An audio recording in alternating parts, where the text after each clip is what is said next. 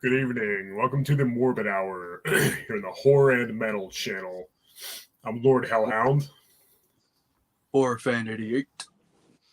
Sean Erschen.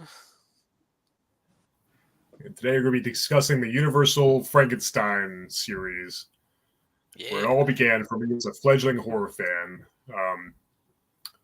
My love of horror started around that time. I watched these movies as a kid.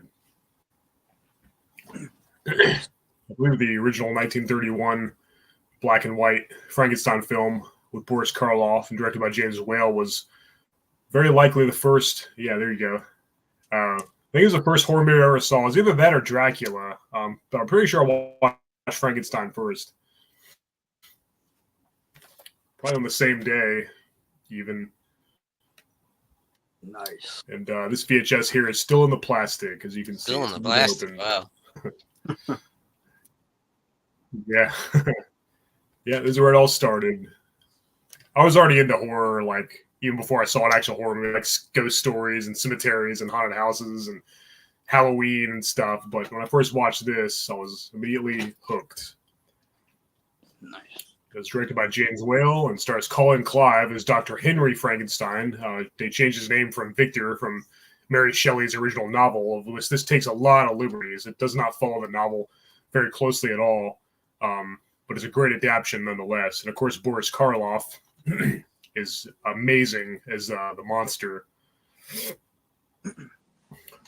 So, yeah, absolutely love this film. It's a classic. It still holds up today, in my opinion, and never gets old.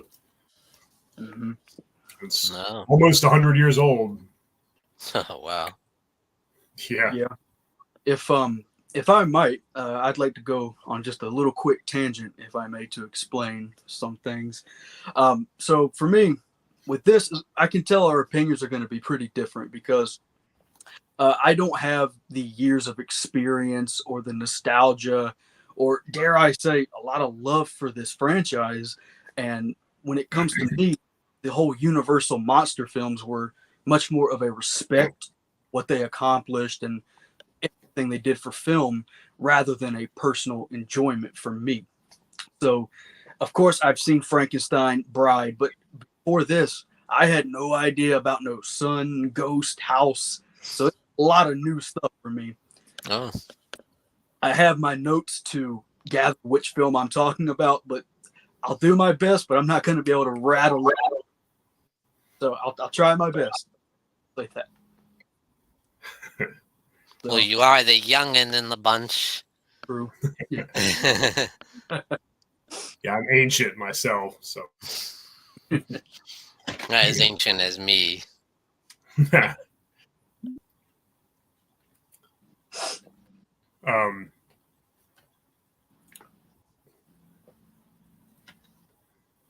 I was probably 5 years old when I first watched this. Wow. I can't remember if it came on TV hosted by a horror host like Elvira, Joe Bob Briggs, or if I rented it or it just came on TV broadcast. But all I know is I saw it a very long time ago. So you did. Right away. So you did start with this one, like yeah, it was like your first horror movie. Pretty much, first one I can remember. I might have seen some bits and pieces of some other ones, but this was definitely among the first, and quite possibly responsible for why I wanted to really get into the horror genre at a young age. Mm-hmm. Lee Brown's in the chat. Good evening. Hello. Well, see, you really started the right way, didn't you? Yeah. Yeah, I just love this movie. I'm probably in the minority, but I actually prefer, as much as I love Peter Cushing in the Hammer movies, I prefer Colin Clive's Dr. Frankenstein ever so slightly. I just love how obsessed he is, like that stare that he does, and how he's just so into his work and little else. And I think he just gives a very intense, very passionate performance. And I think he was a very underrated actor. It's too bad that he passed away at such a young age, because it would have been cool to see if he could have been in more of the Frankenstein movies past Bride of Frankenstein. I think he had a lot of potential, and he's aside from Karloff, of course, Colin Clive's Dr. Frankenstein is one of my favorite parts of the movie, and I think he gives a very excellent performance. And Edward Van Sloan's in the movie too. He was also in Dracula and The Mummy, and he's always great. He's really good in this too. Yeah, it's a good cast, great scenery, great atmosphere and tone. I don't know. I don't have anything bad to say about this movie. Just a classic. It's a masterpiece in every way. Absolutely love it. I will say, always will. As someone who loves goth aesthetic and all things goth, I love the atmosphere and just look of the film overall. The whole black and white, I think it is perfect for the film. So, yeah, tone is spectacular in this film, definitely. Well, absolutely. Yeah, it's got a perfect aesthetic. I love the castle and the laboratory and yeah, all the sets and stuff. James Whale did a great job with that and directing the actors as well. Definitely. I love the speaking of the atmosphere, I love the opening when they're in the graveyard, digging up the bodies and yeah, the cemeteries. I love how when they're in the grave, there's like a skull set up there, like a skeleton set up. Yeah, I know. What the hell is it? And it's funny how many people think have a that corpse out on display. Yeah, I know. That's weird. So many people think that Dr. Frankenstein's assistant's name was Igor, but no, his name was actually Fritz. No, you see him later on. Dwight Fry. Well, but Igor, we'll get to him eventually. The Igor in Son of Frankenstein, Ghost of Frankenstein, played by Bela Lugosi, was not a hunchback assistant. He was a criminal who was hanged. He had a broken neck. Right.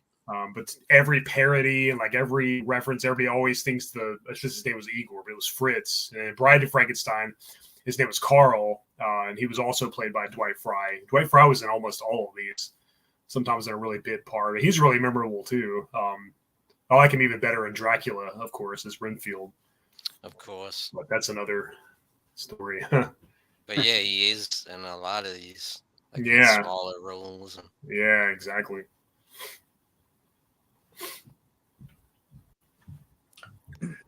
I have to say, this one actually is my favorite. I do love this movie.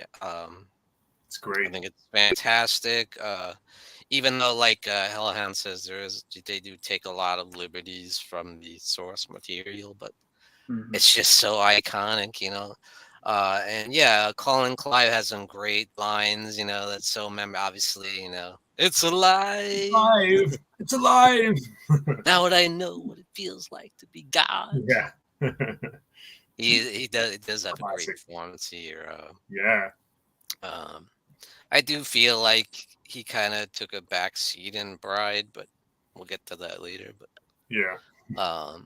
But yeah, he's great here, no doubt about it. And like Horror Fan 88 says, the atmosphere is incredible. And you just can't beat Boris Karloff as the monster. I mean, he just sets the standard, and I don't think anybody to this day has done a better job. Nope. He's phenomenal in this film, as in the next two even. But I feel like his iteration here is fantastic. When he first, does that turn around and you see his face, just close up, awesome makeup job and the lighting and his portrayal is just iconic. I mean, so iconic. Such an important part of pop culture. I just love the whole setup, how they, in the laboratory when they first, raise his body up to get the electricity, and it's fantastic. I love it. Yeah, the makeup is incredible. One of the best looking makeup jobs in a horror movie I've ever seen to this day. Definitely. Just like Dracula, you know, how that's the definitive version of Frankenstein's monster, you know? It's that initial, you know, Universal monster film. Yeah, exactly. How's it going, Jose? Mr. Dan is in the chat. How's it going, Mr. Dan? So I will say that it's pretty interesting that it's become infamous that a lot of people think that the monster's name is Frankenstein, but it's not. I know. You know, kind of like Nosferatu or Count Orlok. Because you know, from what I remember, I think even later on they even just start calling the monster Frankenstein. Might as well. Well, yeah, Lee Brown brought that up in the chat. He said Frankenstein's name. Well, I mean, because I mean, in the novel and in the Hammer movies, it would be ludicrous to call the monster by the name Frankenstein. But as far as the Universal series goes, I mean, Bride of Frankenstein, I'm pretty sure they're referring to the monster, and they even say that out loud. And then, of course, Frankenstein meets the Wolfman. They're talking about the monster. And Abbott Costello meet Frankenstein. They're definitely talking about the monster. So it doesn't really bother me when people call the monster Frankenstein. It's a very, very common thing to do. And yeah, like, you know, I mean, if you created a being, wouldn't you name it after yourself? Like when I was a kid, I thought it was Dr. Frankenstein was the creator and Frankenstein was the monster. It's just short for the Frankenstein monster or Frankenstein's monster. It's just far less cumbersome and tedious to say that every single time. And I don't like for things to not have a name, so it doesn't bother me if people call the monster Frankenstein, but I definitely know the difference. And, you know, a lot of really pedantic, sanctimonious people love to point that out, but, you know, it doesn't bother me. Yeah. No, I get why people think that way, you know. Yeah, I mean, it's extremely common. It's just part of it's such a ingrained in pop culture that everybody just assumes that. Yeah. You know, kind of when I think of the name Frankenstein, I kind of picture the monster more than the scientist. True. A lot of times, just because I don't know. Being such a fan of like the Hammer movies, it's so. Yeah. Well, the Hammer movies is a different monster. I think of the Doctor just as much as I do the monster. You know? Well, yeah, for the Hammer movies definitely, and then the novel definitely, it's definitely the creator through and through. Yeah. Like I said, it'd be very inaccurate to call the monster Frankenstein in those versions. But I think as far as the Universal Classic series is concerned, I think it could be both. Yeah. Because, like I said, I would tell me Frankenstein. They're not meeting the Doctor or any of his descendants, so they're clearly talking about the monster there. Because, like you said, when you get further into this series, the monster's more prevalent than the Doctor, really. Yeah, exactly. Doctor's almost like a side character in the sequels, like once you get to Son of Frankenstein and Ghost of Frankenstein. Yeah, the monster becomes the star, unlike the Hammer movies where the Doctor was the main focus and he was kind of the monster himself in that franchise. But it's another story.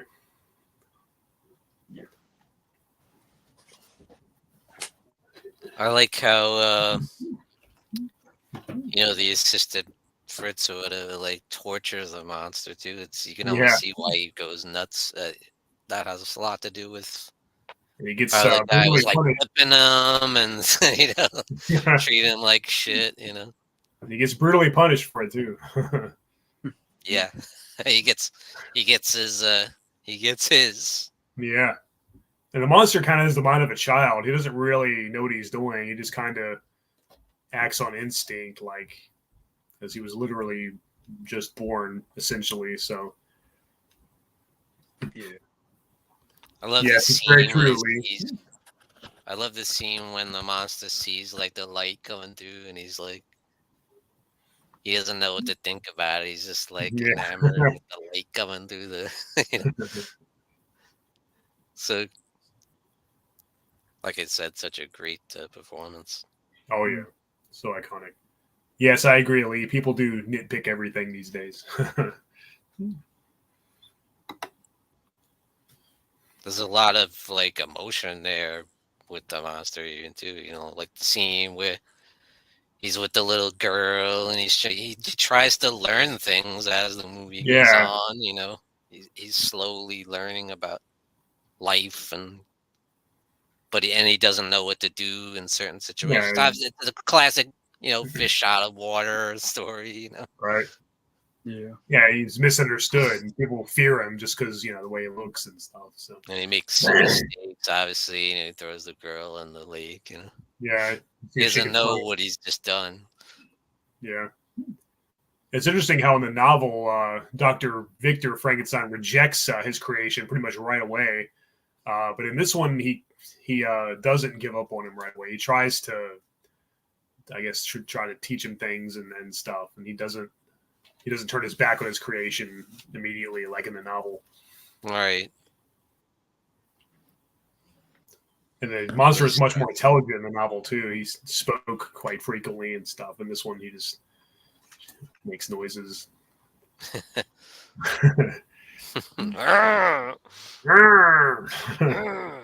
Boris Karloff's a great actor too, like in The Mummy and stuff. So he would have been capable, certainly, of having more of a personality. But I think it definitely works just fine the way they did it. Yeah. You ever see in Saturday Night Live when Phil Hartman plays the monster? Oh yeah, he's dead on. Oh my god, he's dead on. He's so hilarious. Rest in peace.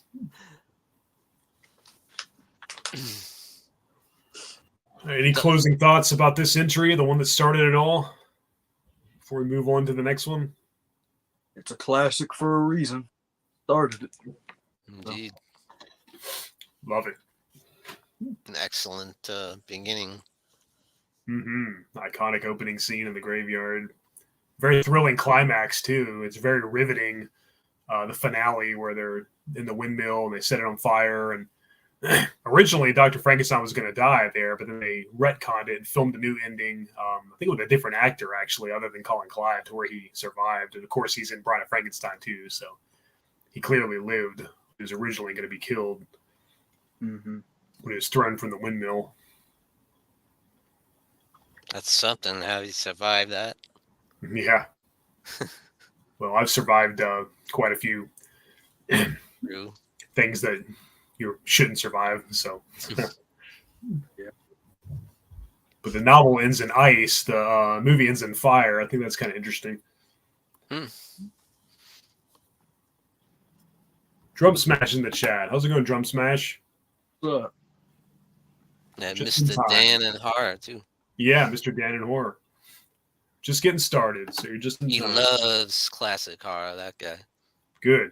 Loves the Universal and the Hammers. I talked to him about it sometimes. Great taste. Yeah. Yeah, after I watched all the Universal monster movies as a youth, that's when I moved on to the Hammer movies, and they just blew me away. I was like, wow, these are in color, and they're violent, and they're definitely the next step. Yes. But I think I prefer the Universal Frankenstein series over the Hammer one.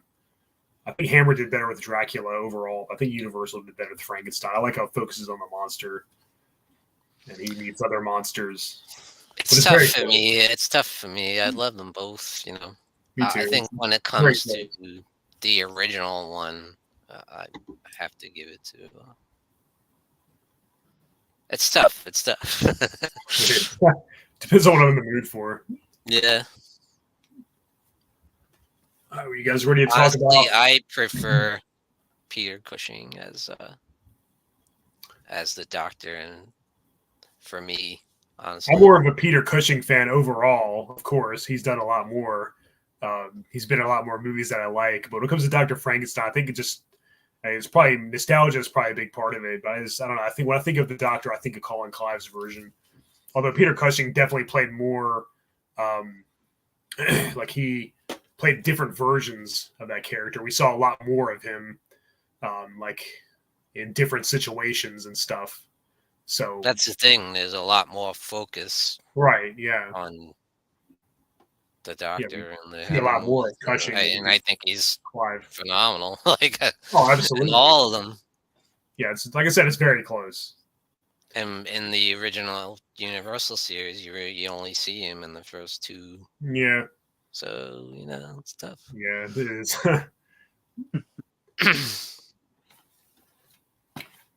So, Bride of Frankenstein. This is also still in the plastic. Nice. This is my favorite of the Frankenstein series. It's also my favorite Universal monster film by far. And it's one of my favorite sequels, too. This has got to be my top 5 favorite horror sequels. I just freaking love this movie. I do prefer it over the original by ever so slightly. I was thinking this one's a lot more fun, a lot more entertaining. Colin Clive as Dr. Henry Frankenstein. We get to see him in different situations this time. He's kind of more reluctant to create a mate for the monster. But I love how Boris Karloff talks in this one as the monster. He actually has a personality. He has a lot of dialogue. Yeah. I thought that was a great addition. That was very interesting. But I think my favorite part of this movie is probably Dr. Pretorius, played by Ernest Stessinger. He's the real villain of the movie, and he's just freaking awesome. He steals every scene he's in. I love when he's just in the crypt, just talking to himself, and the monster arrives. He's not even scared. He's just like, "Oh, good evening. I thought I was alone." He's just so cool. What a great character. One of my favorite horror characters of all time. He just makes the movie. And yeah, his interaction with the monster and Colin Clive as Dr. Frankenstein is just amazing. And I guess is her name Elizabeth? Dr. Frankenstein's fiance, or yeah, Elizabeth. Yeah, I think she's played by a different actress this time, if I'm not mistaken. I think you're right. Yeah. Elsa Lanchester plays the bride, and she's only in it for like maybe 5 minutes or so. I do wish she could have been in it more because she's a great character, very iconic. It's weird how she's really not in the movie very much, but like everybody, there's a very recognizable the hairstyle and everything. She's very iconic figure in horror and pop culture, but she's not really in the movie despite being the title character. But the actress plays a role at the beginning, Yeah, she plays Mary Shelley. Without all the makeup. Yeah, right, exactly. Yeah, she plays a dual role. She plays Mary Shelley, continuing the story, even though it's nothing like her novel, and she plays the bride as well. Yeah, I just love this movie. Yeah, it's my favorite Universal movie. It never gets old. I can watch it over and over.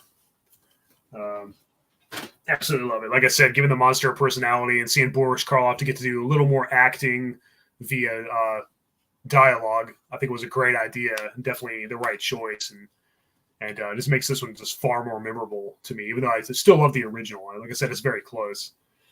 But I do prefer the sequel ever so slightly. I always have. And James Whale directed this one as well, so I think he upped the ante quite a bit. Definitely. It's just as iconic. I would probably say this one is my favorite as well. Once again, they brought back that very amazing goth aesthetic. The whole Bride of Frankenstein in itself, all it took was, like you said, 5 minutes of screen time for it to become an icon in itself. Yeah, I know, right? And still very memorable, yeah. Definitely. Now, one thing that I always remembered about this film was like the tiny people in jars. Like, yeah. That was a pretty good effect for 1935. Yeah. Yeah. Looked pretty good. I love the line in the end of the film where, the monster is about to destroy them both, and he belong dead. And that's just so good. Yeah. You go, you stay. Awesome. I love it. I like how you have like this old blind man character that teaches the monster to speak, and I would definitely say my personal favorite of them. But it is very close with the original as well. They're both absolutely iconic. Definitely. They're definitely the two best. Mm-hmm. Control Alt Austin is in the chat. How's it going? What's up?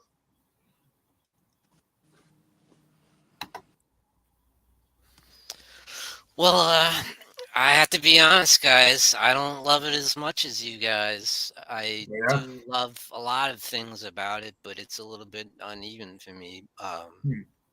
I love everything with the monster and a lot of the things you guys just said, but I do have some issues with it.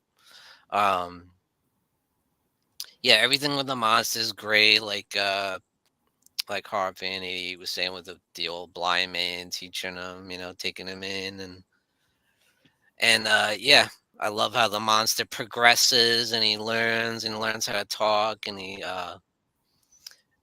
so many great scenes with that, and I love the makeup on the monster even progresses. They do an even better job with that. Um, but I think there's a lot of campiness and in a Bride of Frankenstein that kind of like takes me out of it. Like especially with that old lady Ula O'Connor, the old Una Irish O'Connor, lady. yeah. Whenever she's in the movie, I get taken out of it. It just drives me nuts. I'm like, She was very annoying. She like was when also in The especially when Invisible she Man. sees a monster, it kills me. She was just as And annoying in The Invisible Man 2 years earlier. yes, that too. But the Invisible Man does have a lot of humor in it. Yeah. So it doesn't bother me as much. But here it's some of the campiness takes me out of it. I do love the design of the bride. It's fantastic. I wish we had more time with her Yeah. character. I love how it came out and her look and everything. It's like you said, 5 minutes in the movie and it's just becomes such an iconic portrayal. Mm-hmm. Yeah, a lot of build up, maybe not enough payoff. Yeah. I didn't care as much for Dr. Pretorius' character. I felt like Really? he took away from Colin Clive as the doctor. I felt like Colin Clyde took a real back seat to him. I Fair didn't enough. I didn't care for that as much. I wanted to see I think more it's of the interesting. doctor. I think it made it interesting. He's like the good scientist, and then Pretorius is the evil scientist, pushing him to Yeah. do immoral things. He even kidnaps his wife and stuff, and has that assistant Carl, played again by Dwight Fry, who played Fritz. I thought that was an interesting concept, having Colin Clive not be a reluctant creator this time. Yeah. He should do it by somebody else, and I don't know. I think Thesiger was just awesome as Pretorius, and like I said, every scene he was in was just. I'm always just glued to the screen because he's just so fun to watch. But I can see where some of the humor could be out of place. I like Horror Fan 88 was saying with the little little balls with the little people in. Yeah. I thought that was really silly, but you must be really careful with the king. it makes me laugh, but I just felt it was a little cheesy. Yeah. Yeah. It's pretty cool that even the legend of this movie in itself had kind of an effect on later horror, with like Bride of Franken or Bride of Reanimator and Bride of Chucky. Like it takes elements. Yeah, absolutely. So, I still think it's a great film and it is one of the great sequels, but I do have some issues with it. And that's fine. Fair enough.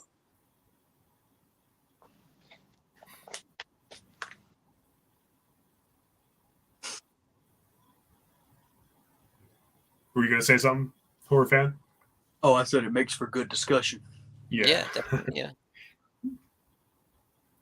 I love the original one.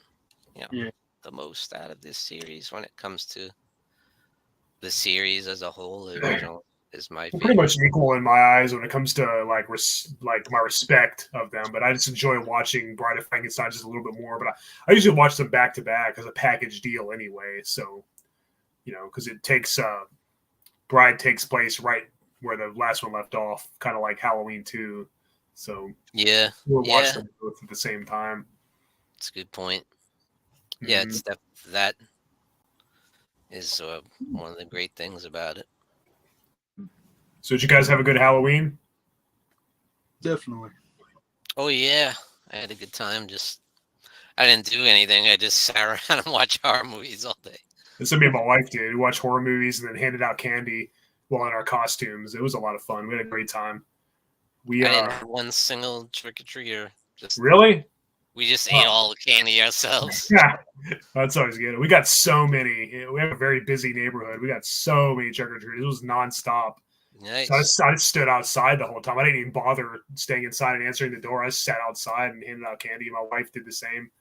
That's awesome. Yeah, and like 8:00, 8:30 rolled around. I was like, man, I'm done. I'm just gonna want to go inside and just be done with this. My daughter was Maybe going. we had beautiful weather. It was like freaking Yeah. 75 degrees out. It was very warm here, which was nice. I love a warm Halloween. I can't stand when it's freezing cold on Halloween. It takes me out of the mood. But me and my wife, we watched all 6 Scream movies, and now we're on a Halloween marathon. We already watched all the Jasons and all the Freddys, so now we're watching all the Halloween movies. Next is Rob Zombie's Halloween 2. So I'm really looking forward to the 2018 and Kills because I love those movies. Yeah.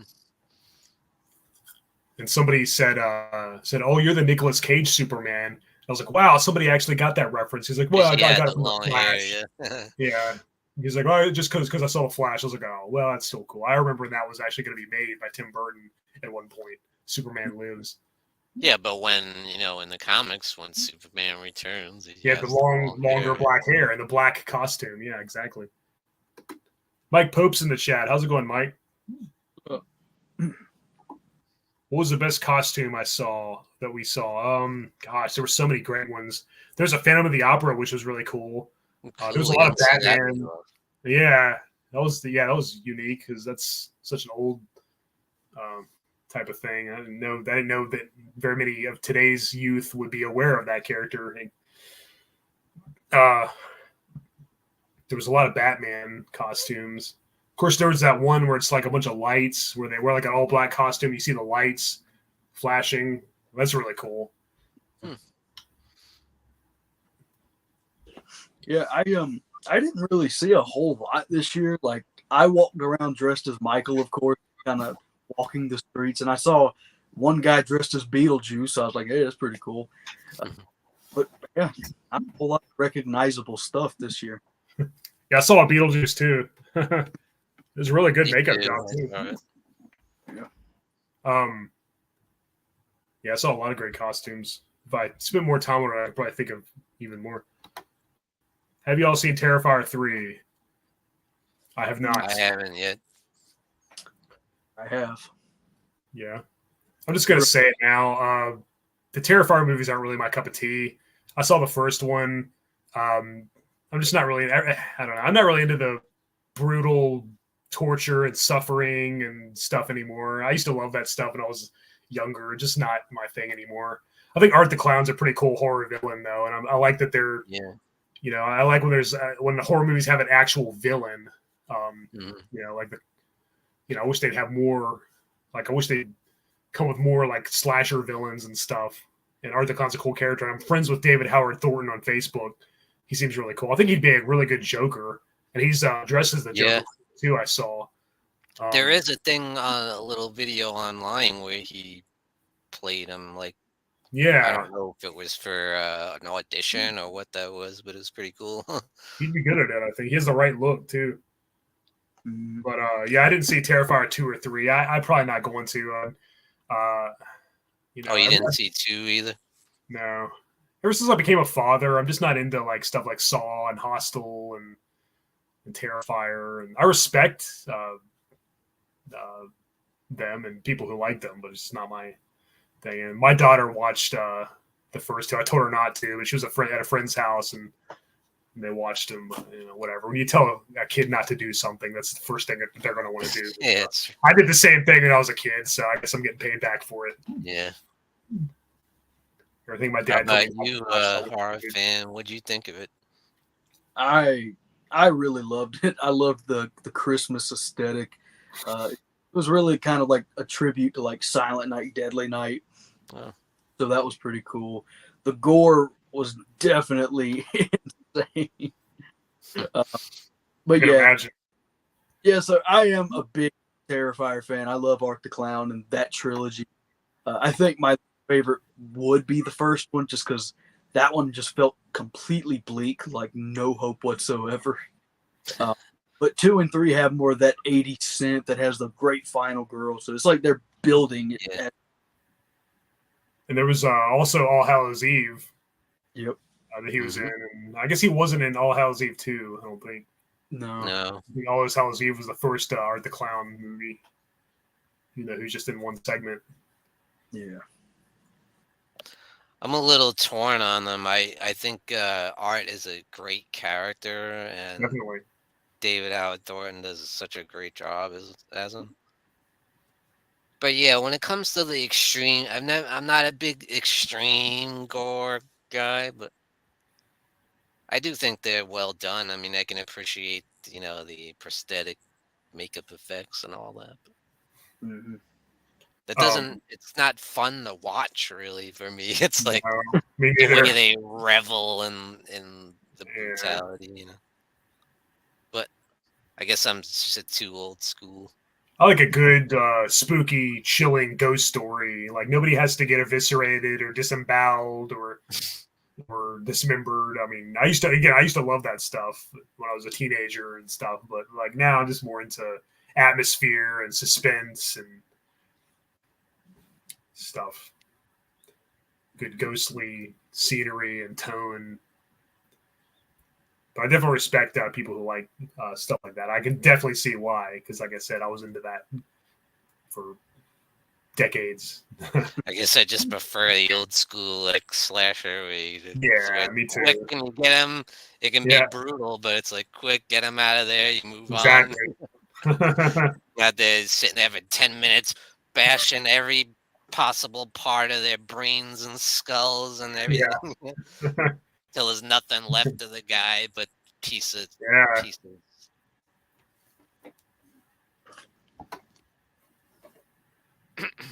Thank you. I appreciate that. I really appreciate that.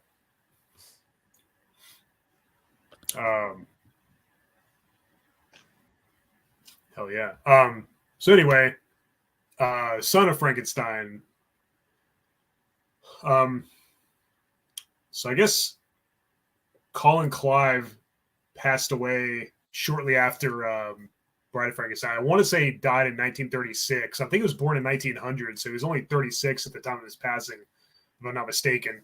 So when they made this one, they came up with the idea that Henry Frankenstein had a son, Wolf Frankenstein, played by Basil Rathbone, best known for Sherlock Holmes. And he does a great job here, for sure. And Boris Karloff also returns as the monster, though what I think was not a good idea and a very kind of a regression and a step backward was that the monster doesn't talk this time like he did in Bride. He doesn't have any dialogue. I didn't think that was a good idea. But I guess they wanted to try to make it scarier, or they wanted to make it less campy or something. They want to make it more like the first one, I guess. Basil Rathbone does a great job as a wolf. I do miss Colin Clive. But I think my favorite character in the movie is Igor, played by Bela Lugosi, who, like I said, was a criminal and a grave robber. And I think they even hint that he worked with Dr. Frankenstein, the original, or something. And he was hung, and they broke his neck, but he survived. And so now he's like an ally, a companion to the monster, and they kind of help each other. I think it was an interesting idea. I think that's the best part of the movie. I don't like this one anywhere near as much as the first two. I think it's definitely a very good sequel. It's probably my third favorite, I'm sure. So between this one and another one that we'll talk about in a little bit, it's definitely a very solid follow-up. And like I said, Basil Rathbone does a commendable job. But like I said, he's no Colin Clive, but he does come very close, and he ends up being kind of the driving character in it. He's very much a hero, the hero of the movie. Yeah, which is cool. Yeah. Sinister is a really good one. I like that movie too. Me too. Haven't seen it in a while.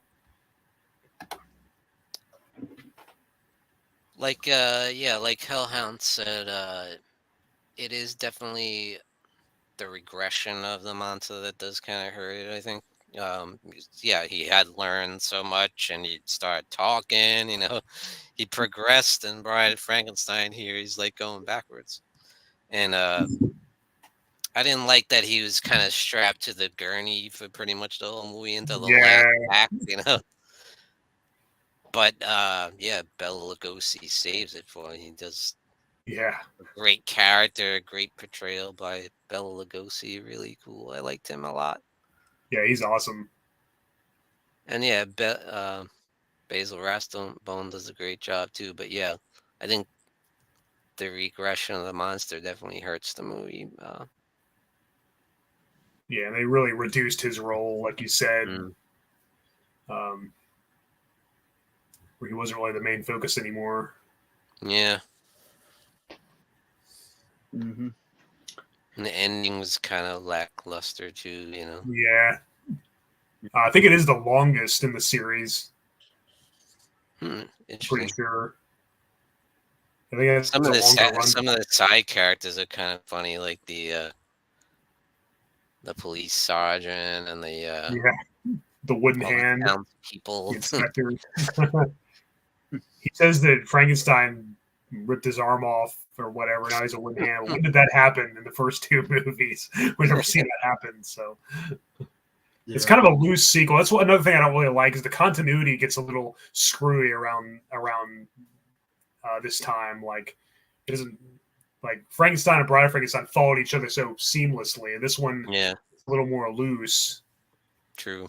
Like there's characters and situations that don't really connect very well to the other movies, the previous entries. But it was the 30s. It hadn't exactly became a thing yet for movies that have strong continuity because home video didn't exist yet. Yeah, Yeah, I will. I'll say this is where we just started getting completely in new territory for me because I didn't know half of these movies even exist. All these, and I'm not saying this is a bad movie. I still enjoyed it. It just didn't grab as much as the first two did. Like you said, a lot of the regression that it did was kind of just like, oh, okay, okay. But yeah, Bela Lugosi as Igor is fantastic.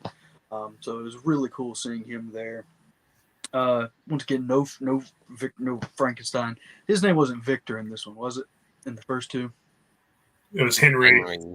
Yeah, Yeah, he had a friend named Victor. Yeah. So overall, like I said, still a good movie. I still enjoyed it. It just didn't grab me like the first two did, but still not bad at all. I agree. I've seen some people say this one's their favorite. Really? Wow. Yeah. I think it definitely doesn't surpass the first two or even come close. No, not even close. Yeah. But there's definitely a lot to like about it, like I said. Yeah. Some of the other ones I enjoy more than like Yeah. some of the later ones. Right.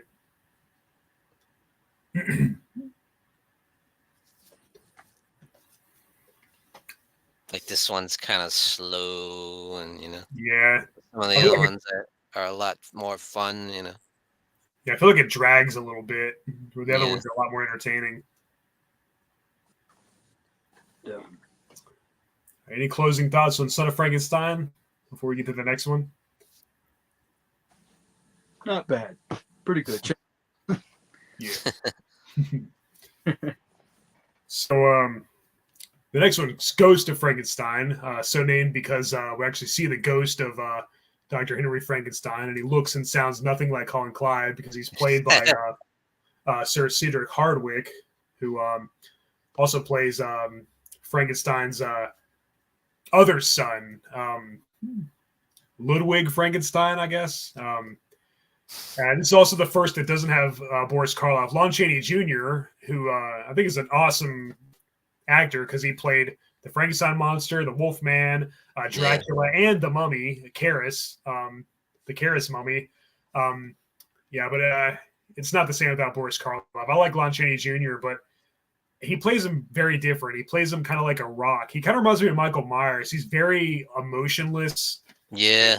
Very silent and just kind of, I don't know, just kind of wanders around through the whole movie and looks intimidating.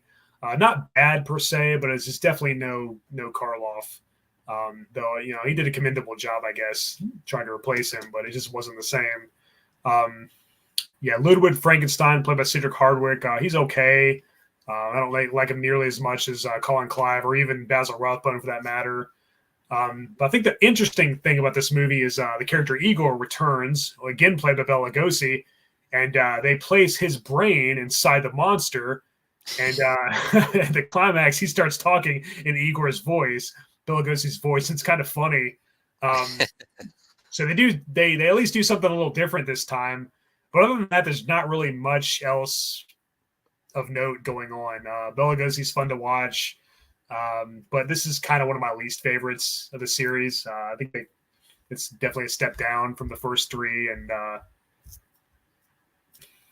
when I have a marathon, this is kind of one of the ones that I don't enjoy watching quite as much as the others. Though, like I said, it has its moments. It's not terrible by any means.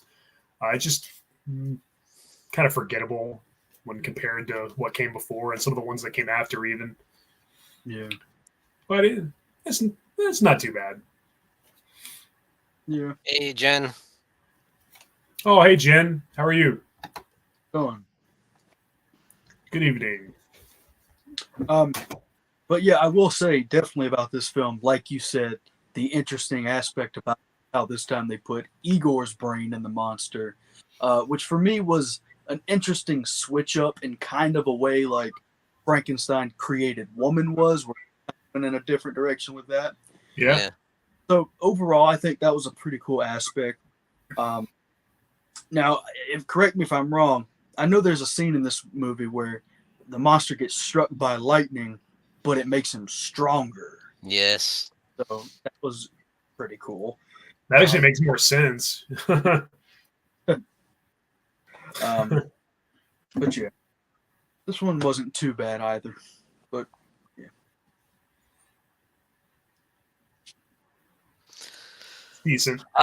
I'll say I had a lot of fun with this one. I think it's one of the more fun entries. I actually enjoy it more than Son of Frankenstein, honestly. But yeah, I guess in a way it's not as good. It's more campy, but I have a lot of fun with it because there's some funny stuff, like you see the monster in court and on trial, sitting there on the on the witness stand and shit.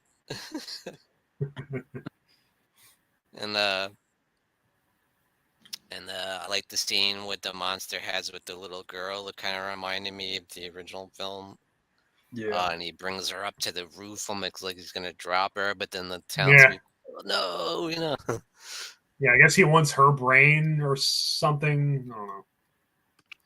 But he does kind of connect with it a little bit. He helps her get the ball off the roof or whatever.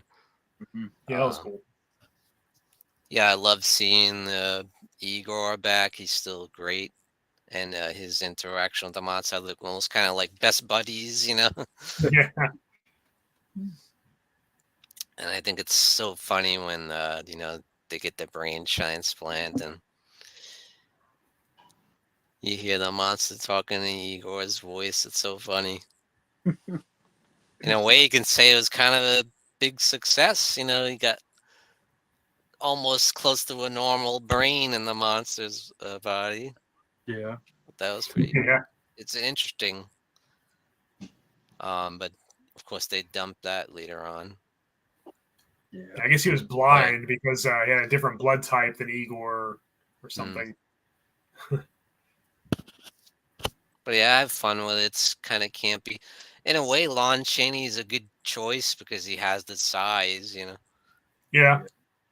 But again, he just kind of grunts and goes along. There's not a lot of depth to him. They'll give him a lot to do. Yeah, unfortunately. Of course, Karloff had more personality. Yeah, I thought. Definitely. It's more of a character. Like I said, it's not bad. It's one of my. I enjoy it as kind of a guilty pleasure, kind of in a way, I guess. Yeah. Yeah. I just think it falls short a little bit when it's compared to the others. It just kind of feels a little run of the mill, kind of by the numbers. But they do a few interesting things. It takes a few new twists and turns that we haven't seen yet. So it does manage to keep it fresh just enough to keep my interest. I guess I was just so disappointed as a kid that Boris Karloff didn't return. Yeah. But I think Lon Chaney Jr. does an okay job. And it's really cool how he pretty much got to play all the monsters. Yeah, that is really cool. Any of you guys ever made your own short story? I write all the time. I've written so many horror stories, superhero stories. I've got all kinds of unfinished screenplays and unfinished novels on my laptop. I'm very, very, very busy on Microsoft Word. I'm always writing something, whether it's lyrics or short stories or scripts, but I haven't finished very many really long novels that I've started a lot. Should find a ghostwriter to finish some of them for me, maybe. I just lose interest after a while and I get inspired by something else. Yeah. But yes, Lee, I'm always. Indeed, I have. I have as well. I've done some, and I've made some short, little short. Yeah, that's right. And I do a lot of poetry and stuff. That's cool. I'm always writing lyrics. Yeah, I'd definitely like to share some of them for sure. Yeah, I used to write a lot of short stories back when I was in high school. Then I kind of stopped for a while, but I'd love to write something that's very atmospheric and dark, and just you can pick it up while you're reading it. So yeah. Hey, sweetheart. Here's my wife. Ooh. Glad you could make it, honey. Welcome.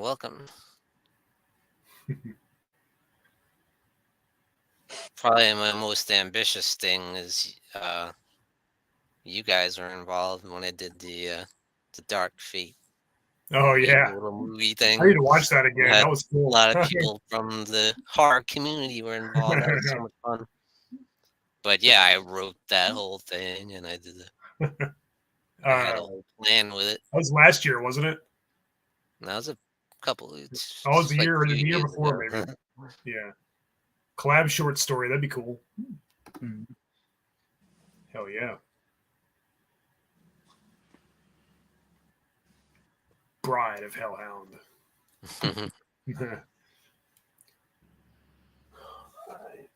Any closing thoughts on Ghost of Frankenstein before we get to the next one? This is also still in the plastic. Never been opened. Wow. Yeah, I think I might actually prefer this one over Sun a little bit, just for it being a bit nice. So yeah, I think I enjoyed it more. Yeah, I just thought it was a lot of fun, Mm-hmm.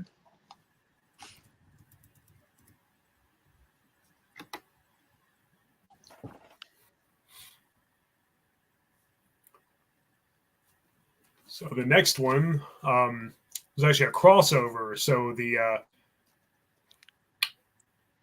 Wolfman came out in 1941 with Lon Chaney Jr. in the title role, and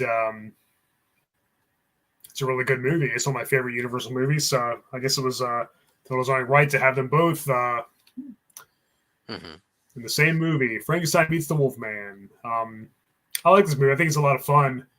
Bela Lugosi himself actually plays the monster this time, which is interesting because I guess technically he still has Igor's brain. And originally they were still going with what happened in Ghost of Frankenstein with him being blind because he didn't have the same blood type. So he actually has his arms outstretched and stuff, and looks like he stumbles around like he can't see. And a lot of times when people impersonate the monster, they do that with their arms outstretched. But really, this is like the only movie he does that in. He didn't do that in the original version, really. And originally he had dialogue. He actually had lines, but they cut them out because they thought it sounded too silly. It was like, well, but they did at the end of Ghost of Frankenstein, and nobody. I mean, they let that slide. So I don't know. I think it'd been interesting if he could have talked and had Igor's personality, but I guess they just. You can even see his lips moving in a lot of scenes, and him and Lawrence Talbot, Len Chaney Jr. Of course, he couldn't play the monster this time, like last time, because he has to play the Wolfman. When he's in human form, they were supposed to have back and forth dialogue, which I think could have been interesting, but they cut it, and I don't think there's any existing clips of that anywhere. Probably they're probably long gone now. But it would have been cool to see. But I like this movie; it's pretty fun. It's definitely more about the Wolfman than it is the Frankenstein monster. After Frankenstein's monster was first introduced, he's found frozen in the ice, even though he burned to death at the end of the last one. I don't know how he found time to get frozen in ice, but whatever. Like I said, the continuity was loose back then. After that, he just kind of spends a lot of time strapped to a table, like in a lot of these later sequels. And yet another scientist wants to run experiments on him. They kind of do the same thing again, but it is interesting to see him interact with the Wolfman. They even have a fight towards the climax of the film, which is probably the highlight of the movie. And there's a lot of memorable moments like that. I definitely think it's a fun movie. I think it's a step up from Ghost of Frankenstein. It's one of the more memorable ones. And I think Bela Lugosi does a decent job as the monster. Probably just as good as Lon Chaney Jr. He's no Karloff, of course, but no one's ever going to top him. So, all in all, fun flick. And I always look forward to this one every time I have a marathon. Mm-hmm. Me too. Nice. Very enjoyable film. It's nowhere near perfect. It's definitely got its flaws, but it's a very fun watch nonetheless.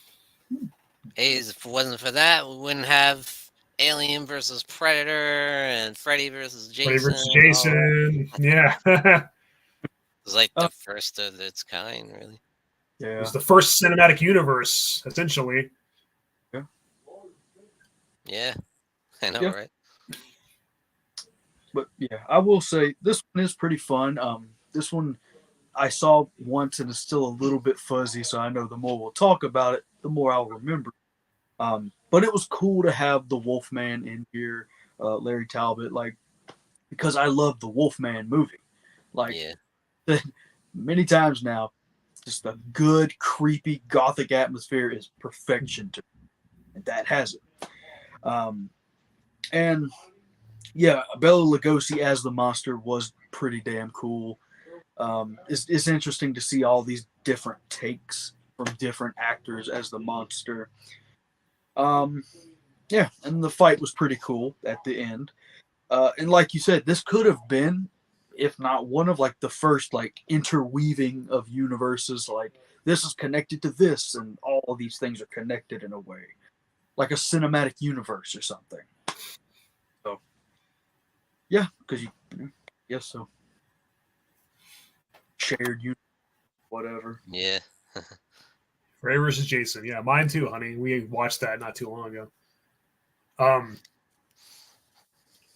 Don't worry, I watched a lot of romance movies with her as well, so I don't just watch horror movies. I'm really into that now too. We make the sacrifice for our wife. The way it is. I think it's actually enjoying. I just enjoy doing things with her. So, but anyway, I love the opening scene in the graveyard where the grave robbers are trying to steal from Lawrence Talbot's grave, and they end up inadvertently resurrecting him when the moonlight shines on him. They remove the wolfsbane, and he's regenerated from being beaten to death with a silver-tipped cane. From Sir John Talbot, his father, from the last one. And the opening graveyard scene is awesome. It just has a lot of memorable set pieces and scenery and atmosphere, and a lot of really memorable scenes like that. And the supporting characters aren't quite as engaging this time. I guess we have the daughter of Ludwig Frankenstein makes a brief appearance in this. She's a kind of a minor character. And like I said, the new scientist, what's his name? Dr.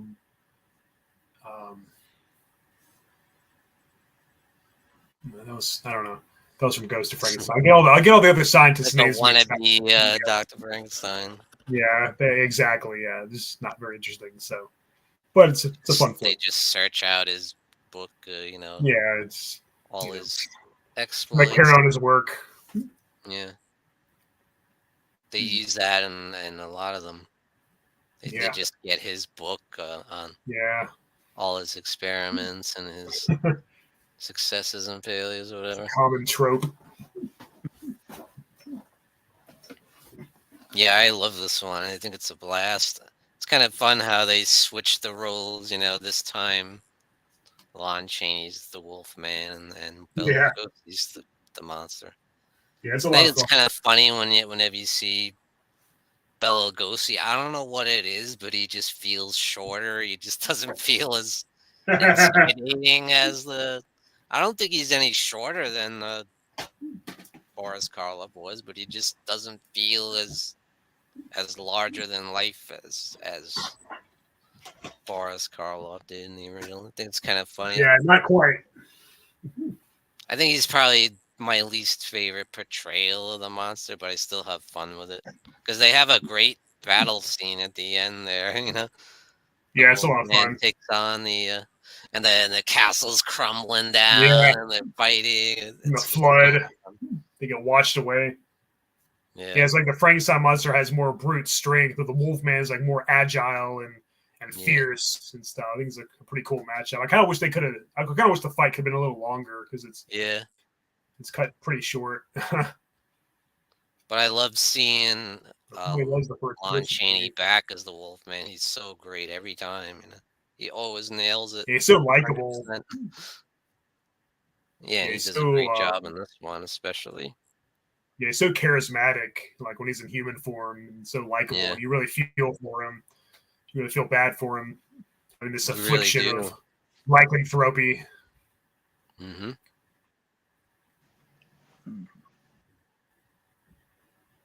But just seeing it's just cool seeing these two iconic actors together doing their thing. Yeah, two iconic horror characters duking it out. Yeah, it's a blast. I always love watching. Same here. I think it's definitely a step up from the last one. Yeah. So, we ready to talk about the next one? Yeah. All right. The So, House of Monster Mash. Frankenstein. Yes. I think this is my third favorite next to the first two. I freaking love this movie. So, we have Glenn Strange as the monster this time. He's might be my second favorite next to Karloff, quite possibly. Yeah. And he played him 3 times as well, just like Karloff did.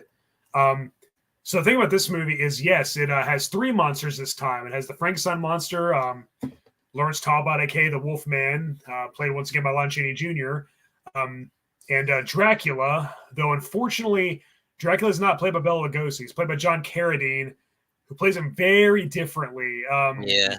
And he's killed off before the Frankenstein monster and the Wolfman are introduced. So it would have been much cooler to see all 3 of them interact. So that's kind of a downer. But what I really love about this movie is Boris Karloff's in it, not as the monster, but as a new evil scientist named Dr. Niemann. Yeah, and him and his hunchback assistant Daniel are kind of the main characters of the movie. And they save this gypsy girl who ends up falling in love with Lawrence Talbot, even though Daniel has a thing for this. There's kind of like a love triangle going on. There's a lot of really interesting things with the character interactions and stuff. And yeah, Boris Karloff just owns this movie as Dr. Niemann. Yeah. He's just awesome. Yeah, wow, is he cool. And it's really cool to see him playing evil scientist this time. He's kind of the Dr. Frankenstein of the movie, even though he's more like Pretorius. And like he kills people and does all kinds of unorthodox things. And he wants to get revenge on all his jailers and the people who send him to the prison. He escapes at the beginning of the movie. Yeah, a lot of interesting stuff. The monster doesn't have a lot to do. Unfortunately, he is strapped to a table through a lot of the movie, probably even more so than the last one. He doesn't really get to do anything till the very end, but it's a very riveting climax. Yeah, very interesting finale. Yeah, it's a really fun to watch. I'm never bored when I watch this one.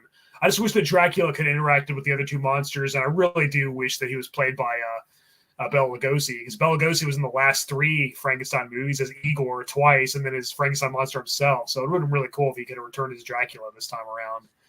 It's a shame, man. What's that? I know, it's a shame they didn't have him played. Yeah, Carradine's okay, but he's just not nearly as charismatic or memorable as Lugosi. He plays it very differently. He's got the top hat and everything, and I guess they tried to make him more closer to the Dracula novel. His look with the mustache and everything. He was okay. He just, I don't know. It's just would have been cooler if it was Lugosi and if he actually interacted with the other two monsters, like I said. But yeah, Boris Karloff just rocks in this movie. It'd been cool if he would have played the monster one last time, but I really like his character, Dr. Neiman, a lot. So they do a lot of interesting things with this movie, a lot of different scenarios that we haven't seen already. It doesn't feel like a rehash. It feels very new and original for the time. Yeah, I like Glenn Strange as a monster. It's just a shame they didn't do more with him, you know, because they didn't give him a lot to do. He's an intimidating presence. He looks like a huge dude, you know. Yeah, the potential was definitely there. Yeah. Yeah. For me, I'll say after watching all these sequels in such a quick succession, I wish. A lot of them started kind of bleeding together for me. Like, I'd be like, was that one from that one or that one? This one, I think, was a nice bit of a change of pace, honestly. Because I wasn't expecting to see Dracula in it, even though he dies pretty early. Yeah. But, you know, some of the stuff I had written down, like Karloff as a doctor, I was like, oh, that's really cool. So, yeah, pretty good movie, honestly. I was happy that it was a nice change up. So, yeah, pretty happy with it. And once again, Lon Chaney absolutely kills it. Yeah, he's great. That's probably the biggest downer is Dracula didn't get to interact with the other monsters. Yeah. Like, you would think that would be a no-brainer. Why wouldn't you? Yeah, it kind of feels like two different movies. Like the Dracula story is just like a appetizer, if you will, before the main course or something. Like they just threw him in there. You know, just had Dracula in it. I guess it was the first time they had this sort of thing, and they didn't really know what to do yet. It was such a new concept. It was so very innovative, nonetheless. I just wish they'd done more with it. I didn't do much more with him in the next one either. Yeah. Oh no, this movie's an absolute blast. I absolutely love it. I think it's very, very well done. Like I said, it's probably my third favorite next to the first two. And while I have a marathon, I'm always really looking forward to this one because it's just great.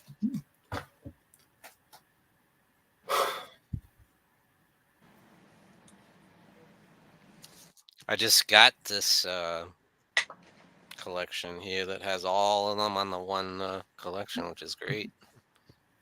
Nice. Yeah, I've got that as well. The Blu-ray collection. Yeah, because this version, this DVD collection, does not have that too. Yeah, this doesn't have House of Dracula or it doesn't have Frankenstein meets the Wolfman, House of Dracula or Abbott Costello meets Frankenstein. It just has the original Bride, Son, Ghost, and House. Because those are on the the Wolfman collection and the Dracula collection. But with these, they have all of them. Like on the Dracula collection, it has all of them too, so they overlap. They did a much better job with these Blu-rays, but this was all we had back then. So I must say, I love that shot, the monster for the artwork, just him, just like. Yeah, it's great. Yeah.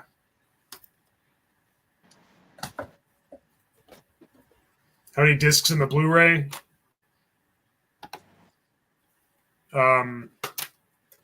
1, 2, 3, 4, 5. Son of Frankenstein and Ghost of Frankenstein are on one disc, and then Frankenstein meets the Wolfman, House of Frankenstein, and House of Dracula are on one disc.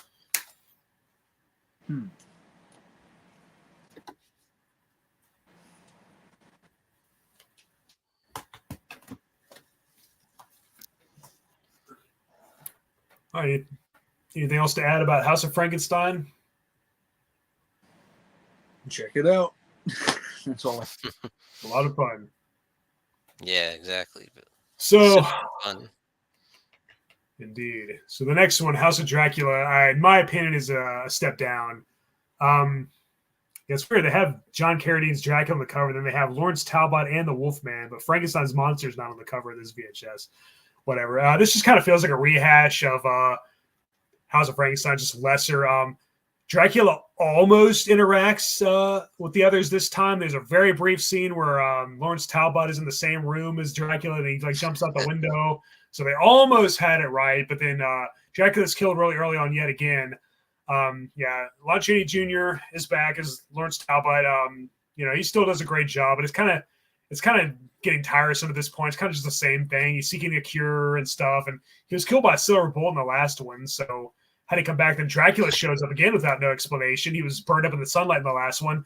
However, the monster actually has continuity. They find him in the quicksand with Dr.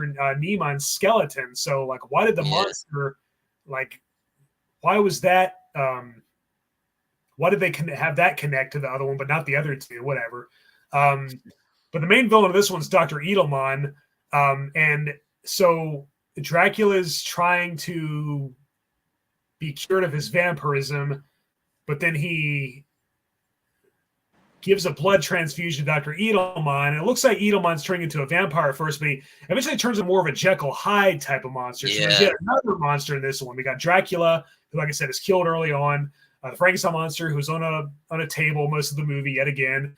And still most of the focus is on the Wolfman and Dr. Edelman, who, like I said, is a Jekyll Hyde type character. So, yeah, there's 4 monsters, I guess, this time. But this just feels like a rehash, like I said. It's not nearly as good as House of Frankenstein. It does some interesting things. I do like the ending and some of the parts towards the middle. I do think Dr. Edelman's a pretty cool villain. I like when he's intimidating the one guy, the wagon, the cabbie or whatever. I think that was pretty cool. And there's some other cool strands. Glenn Strange returns as the monster. He's decent. They don't really give him much to do. It's okay, but I think that this and Ghost of Frankenstein are probably my 2 least favorites. Not that they're bad. They're just not as good as the others, in my opinion. There's Dr. Edelman right there. There's a few interesting twists and turns, but overall, it just kind of feels kind of bored, tired at this point. Like, just kind of going through the same motions.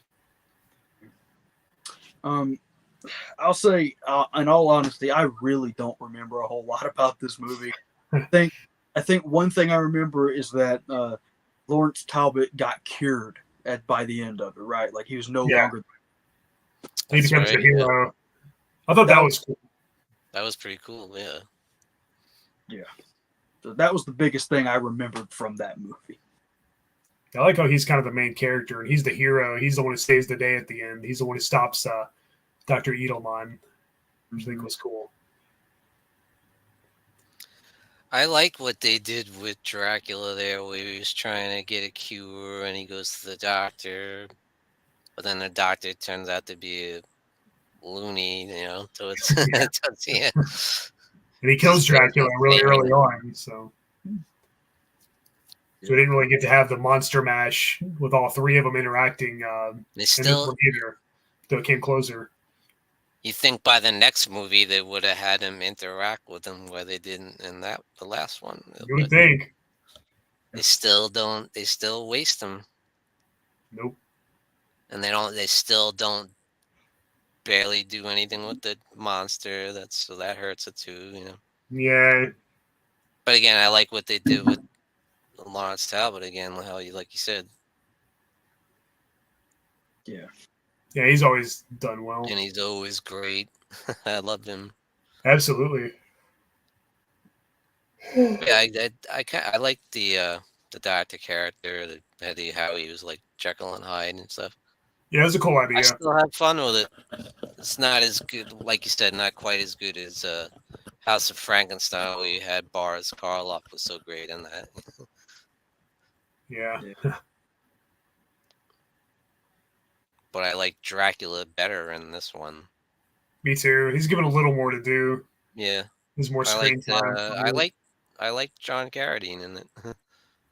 Yeah, he's decent. He's no Lugosi, but he had a really good scene where he was hypnotizing that woman, when they were playing she's playing the piano and he's trying to seduce her, and then she's playing the piano all dark and gloomy. So I like. Yeah, I remember that scene. Same here. Big K's in the chat. How's it going, Big K? Yes, I probably will see Nosferatu. Yeah, Pretty cool they made a looks pretty remake exactly 102 years after the original 1922 silent German film with Max Schreck, and now it's been 102 years, and they're making another one. There was one in '79 also with Klaus Kinski, but this one looks like it's going to be more like the original. I probably will see it. Yeah, I'm always up for another retelling of the Dracula story. Essentially.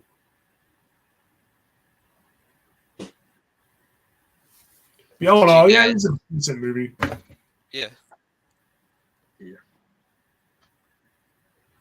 What were you going to say, Sean? I was going to say, did you guys see The Last Voyage of the Demeter? The Demeter? I have not. Yeah. It's pretty good. It's pretty good. Yeah. It's interesting how Dracula looks more like a bat creature or something, I guess, for most of the movie. Yeah. He had a little bit of a Nosferatu look to him. Yeah. But a little more monstrous. Right. It's cool like, that definitely more the monstrous side, Dracula. You don't see any of the charming, suave side of debonair. It's interesting that they made a whole movie around him on the ship. Usually that part's just kind of glossed over in those captions. It's always just a footnote. It's always just a very brief scene, but now they made a whole movie focusing on his voyage. It's pretty scary though. It's definitely really well made. Yeah, it looked like it.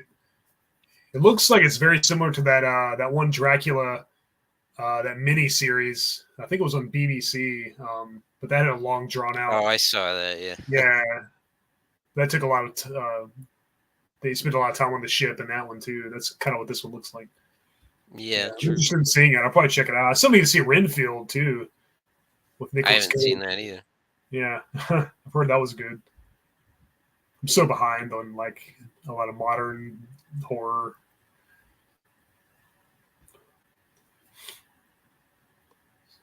I'm always watching the classics still. It took me 2 years to see last night I saw Talk to Me. Have you seen that? I haven't seen that one. It's pretty good. It's one of those A24. It's like the hot new company for horror. Huh. Interesting.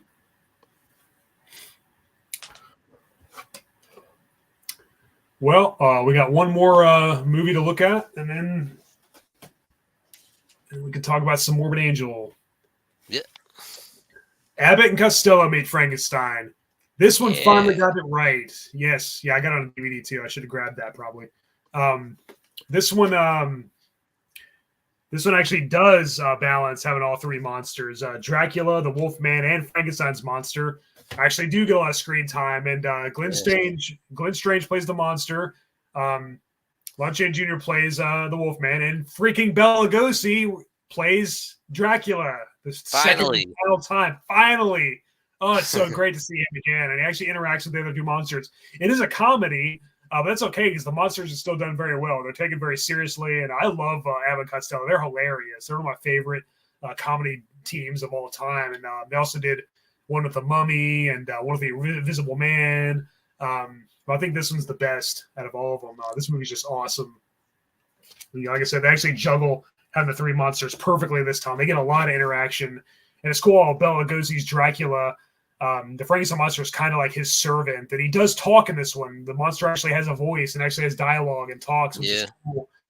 And it's really cool seeing the Wolfman fight with Dracula and Frankenstein's monster doing Dracula's bidding, and like they're trying to put Costello's brain in the Frankenstein monster. Yeah, there's not really much of a plot really or a storyline. It's just great to see all these monsters interacting for the first time. Finally, like. A lot of scenes through the whole movie. A lot of really funny moments with the Wolfman where Costello's in his apartment and or in his hotel room. A lot of really hilarious scenes, and it even has a cameo by Vincent Price playing the Invisible Man at the end. He played the Invisible Man in Invisible Man Returns, the first sequel in that series. So that was cool. Bonus at the end.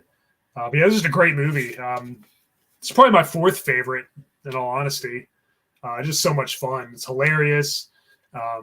It's not really scary. I mean, I never really did think any of these movies are that scary, but this one definitely isn't. It's pure comedy, played for laughs. But the monsters are so well done and so well acted that this is excellent. It was a great one to go out on. Great finale to the series. And some people don't count it because it's a comedy, but I definitely do. Because like I said, the monsters themselves are taken seriously enough. Yeah. I think it's a worthy addition to the series and definitely went out with a bang. Absolutely. Yeah, I think it was a very fun movie. I would definitely need to watch it a few more times to fully gather everything after that marathon. But I think it was a very good, like a palate cleanser, just to go out have time. Like, so yeah, I think it was a very well done film and a lot of fun overall. So, definitely good to end on that one. Absolutely. Oh my god, I love this movie. This is like my favorite horror comedy. Because like Hellhound, I also love Abbott and Costello, and they're at their absolute best here. And I love that the monsters are taken seriously as well. Like they could have made a whole big joke out of it, but they're taken seriously, and they do they right all the wrongs that they did in House of Frankenstein, House of Dracula, where they all mash up together. They all get great screen time together. The monster has much more to do here. Dracula's played by Bela Lugosi finally, and he's absolutely kills it. Mm-hmm. And so much fun. It's just the perfect monster mashup, Absolutely. So great seeing all these monsters together and interacting together. It's a great way to go out. This was the last Universal monster movie, really, Final hurrah. Yeah, and they, like I said, went out with a bang, Definitely. How's it going, David McDonald? Yes, Igor is a great character, played by Bela Lugosi. And John Carradine is underrated. I agree, but he's definitely Bela Lugosi. Renfield is a mixed bag. Yeah, I've heard different things about it. I've heard some people really liked it, some people didn't care for it. I'll have to check it out. There's so many memorable scenes, like when Costello's reading the story about Dracula and Frankenstein, and then he slowly opens the coffin, and the candle slides down. He's like, "Chick, chick, chick, chick." So okay, one guy going like this and another guy going like this. I love that. It's hilarious. I freaking love this movie. It's a blast. I like how Costello gets two girls too, Sandra. Yeah, Abbott's all jealous of him. I'll be right back. So, another thing I definitely need to get well versed in is Abbott and Costello, because I'm not really too familiar with their work either. So yeah.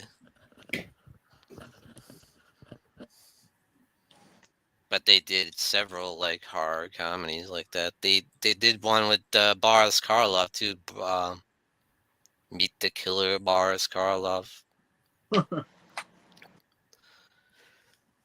Yeah, they did the one Meets the Invisible Man. Did the ghost one called Hold That Ghost, and they did a lot of that stuff. The Mummy, Meet the Mummy. in terms But of I just, yeah.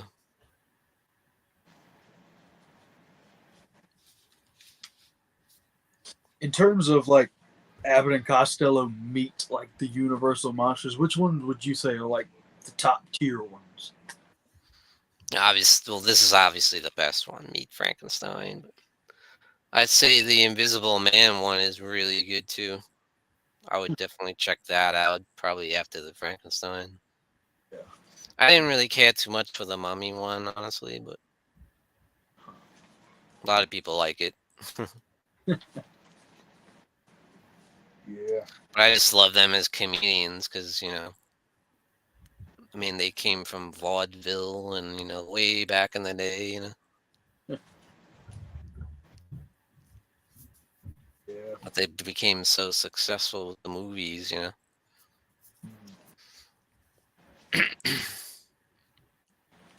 They started out doing stand up, and then obviously they have probably the biggest routine of all time. Who's on first?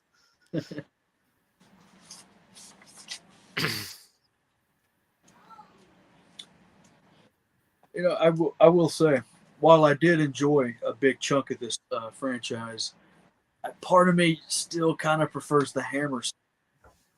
I get that. I get that. And maybe one day I'll become like a massive fan because if you remember, our second episode ever, we did some Hammer horror, and I wasn't kind of well versed in that either. But now I'm a massive fan of it. So Love that. yep, yeah. I was like, oh, I've seen horror of Dracula and Scars, but not much after that. And now I'm just like, love them all. Fantastic. Yeah. In some ways, I prefer. A lot of times, I do prefer Hammer sometimes, but I still love the old Universal. I have so much respect for the because without them, I feel like what would horror be today without those.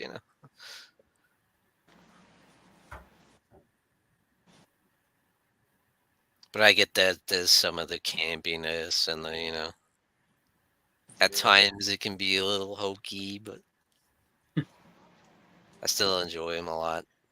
They still have a lot of that gothic tone that Hammer would do so well later on. Oh yeah. And I think when it comes to the gothic tone, nobody does it better than Hammer. Very And the beautiful, glorious color that they use and how their set designs almost look like paintings is so beautiful. very true. I think they upped the ante in that aspect.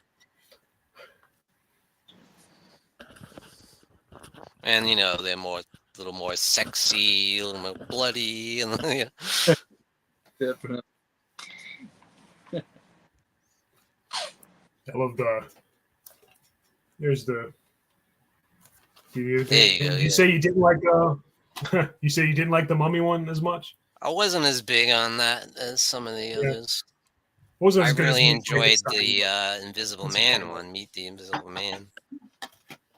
Yeah, I've got that in this collection. It's got Meet Frankenstein, Mm, Meet the Invisible Man, Meet the Mummy, and Meet Dr. Jekyll, Mr. Hyde with Boris Karloff. right. Which Jekyll and Hyde wasn't really part of the Universal Monsters lineup, but it was, it was around the same time. It felt like it could be. Yeah. But then they're also in all those Blu-ray collections too, with the Frankenstein, Dracula, Wolfman, Invisible Man, Creature of Black Lagoon, the Mummy. They have all the Abbott Costello ones, except for the Jekyll and Hyde one, of course. I was telling a horror fan that they did one with Boris Karloff called Meet the Killer, Boris Karloff. Yes, I've got that on VHS actually. Yeah. Yeah, who's like a gypsy or something. Yeah. Maybe.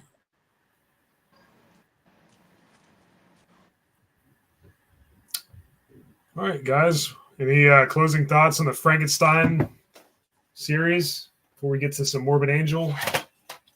I know I this not an whatsoever, but hopefully I didn't disappoint overall. Not at all. Not at all. No. I would just say it's a great entryway into horror, in my Great opinion. starting point. Yeah. That's where I started. I was going to be a horror fan regardless. I mean, even if these movies didn't exist, I still would have been a horror fan no matter what. But these definitely gave me that extra push. Yeah. I want to discover more and more and more. I have so much respect for them because it's like, where would we be today? Where would horror be today if it wasn't for them? You know, would Exactly. it even? I know you had a few before them, but to me, they set the standard for horror. Absolutely. Most definitely.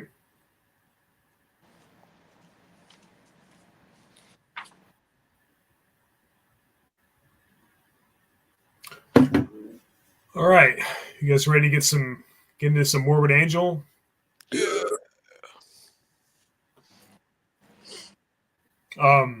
We talked about Morbid Angel in our very first episode. That's right. So here we are 33 episodes in, and we're going to give our top 5 favorite Morbid Angel albums. I really need to write down all the bands that we did top 5 lists for. I know which ones we haven't done yet.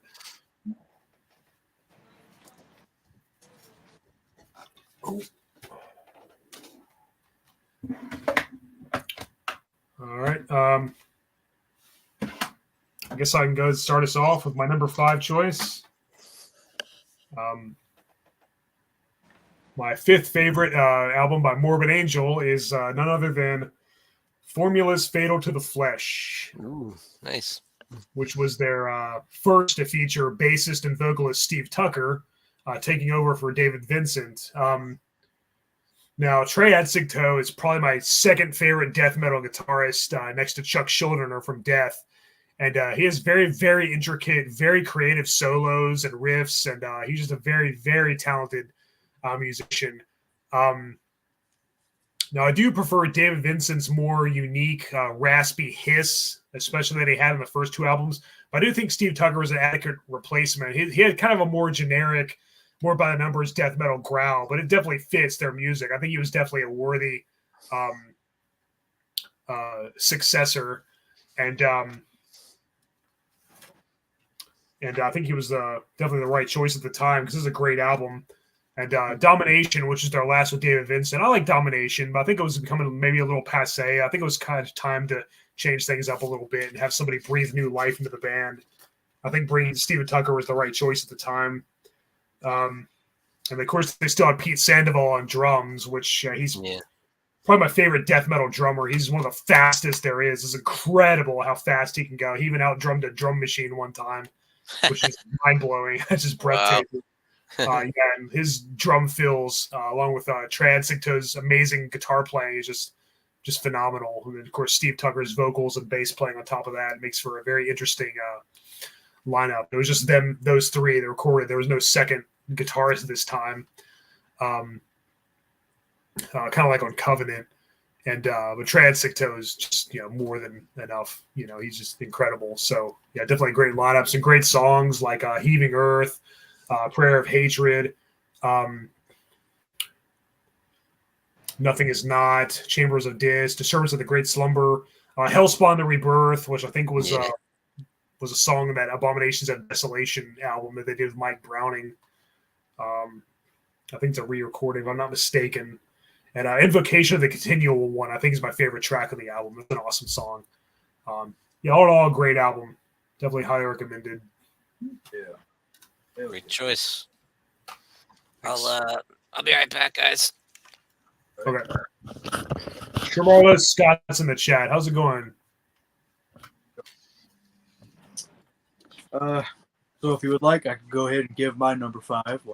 Sure. That is also my number 5. Formula's Fatal to the Flesh. Nice.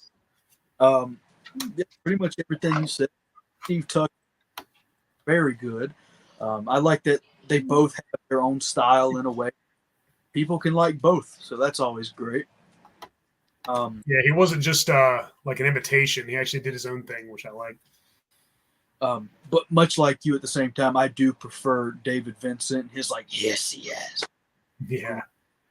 But yeah, Hellspawn, the Rebirth, Chamber of Dis, Prayer of Hatred. This is a really cool. And for anyone who don't know, I don't ever think this was intentional, but all of their albums in a way are like alphabetical. Yeah. I don't think it was intentional at first, but then I think after the first few, they're like, oh, now let's keep doing that. The Tangled in Chaos was a live album, and then Juvenilia was also a live album. So Yeah. So it's not just the studio albums that do that. Have you ever seen Morbid Angel live? I wish. I would love to. Yeah. I think they're still with Steve Tucker right now, aren't they? Yes. Mm-hmm. It's been a while since they've done an album. It'd be cool if they release some new material soon. Yeah, I think they just had to cancel a tour recently. I read. Oh yeah. Not sure why, but it sucks that Pete Sandoval is not with them anymore. Yeah. He was such an integral part of the band's sound, in my opinion. Yeah, when I think of metal drummers, I think Pete Sandoval, Dave Lombardo, Gene Hoglan. Gene Hoglan, yes. They could melt faces. Definitely.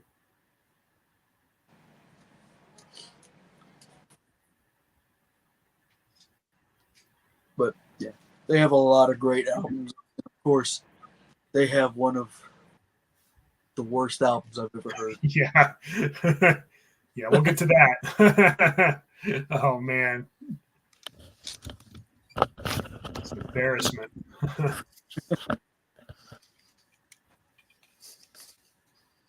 Welcome back. Welcome back. So I already gave my number 5, and it was Formula's Faith. Oh, the same, huh? Yeah. Well, I might throw you guys for a loop here because my number 5 is Heretic. Oh, cool. Nice. I think that one's underrated. I know it's not a favorite of fans, but I always love this one. Though it's super, super evil and over the top. But I love that. And I love Steve Tucker's vocals on this one. One of my favorite Morbid Angel songs is Enshrined by Grace. Shine by Grace. That's an awesome song. I love Curse the Flesh, Praise the Strength, Stricken Arise. There's some awesome stuff in here. The drums are insane. Production is a little bit off. I have to admit that. But, yeah. It's really super evil. That's a good choice. Yeah, love the album cover too. Really sick. Yeah, it's got like an Egyptian theme, kind of like Power Slave by Iron Maiden. Yeah. Look at that. That's wild. Yeah, that's cool. And they were a 3-piece for this one as well. Yeah. Because they were a 4-piece for Gateways, I believe. They went back to a trio. I really wish Pete Sandoval was still with them. Yeah. Great choice, though. I like that. Hell yeah, it's a good album. It's underrated. Yeah, it's very underrated, I think, yeah. Yeah, like you said, the production could be better, but it's got some great songs on it. Enshrined by Grace is one of my favorite Morbid Angel songs. Nice. All right, so my number 4 is going to be Blessed Are the Sick. This is their second album. And this is when David Vincent still had that raspy hiss like he had on Altars. Just sounds awesome. Yeah, some really great tracks like Fall from Grace and Brainstorm, Rebel Lands, Doomsday Celebration, the title track, The Kingdom Come, Unholy Blasphemies. Really top-notch stuff. They still had Richard Brunel as well. He was only in their first 2 albums. I think he was a good secondary guitarist, and his dual leads with Trey were really cool. And, of course, they had Pete Sandoval as well, who's, like I said, is my favorite death metal drummer. The guy was just a drum machine. And they had Vincent's unique vocals and sufficient bass playing were definitely a huge part of why this album is so great as well. Yeah. I think it was sandwiched in between 2 masterpieces, so it gets kind of overlooked for that reason. But I think it's still a great album in its own right, for sure. Love it. Next up for me, my number 3 and 4 kind of switch back, but for right now, my number 4 is Gateways to Annihilation. Nice. Such a good album.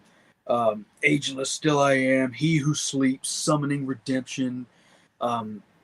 There's such a good album. And one thing I love about Morbid Angel is that they're not always blistering fast like all the time. Sometimes they'll add like a sludginess element to it.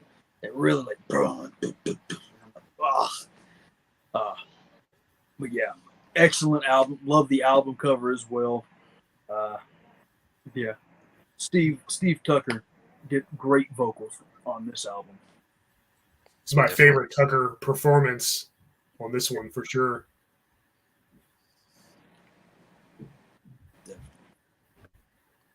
And I think this album came out in what, 2000, 2001 or something like that. I think so. Yeah, so even for that time, it still sounded pretty damn heavy and classic. Yeah. They were definitely very unique for a death metal band. They did a lot of things that other death metal bands weren't doing. Like they had clean vocals every once in a while, and like really interesting choices that made them stand out. They didn't just sound like just another death metal band. They were very diverse, I thought. True. Very experimental. Well, my number 4 is also Gateways to Annihilation. Like you said, I like how they kind of mixed it up on this one. There's some real like slow, dark tunes in there. Like He Who Sleeps is one of my favorites. Yeah. And Summoning Redemption, that's a classic. Love that song. Yeah, that's my favorite song. Limitations I like that. I like when the Steve Tucker vocals, how they kind of overlaid like the high pitched screams with the low deep screams. Sounds really sick. So I was like, yeah. Like kind of like Deicide a little bit. Yeah. Definitely.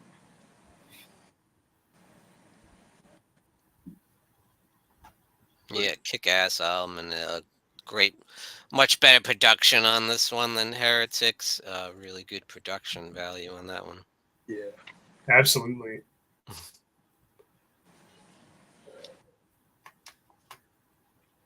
And that's my third favorite.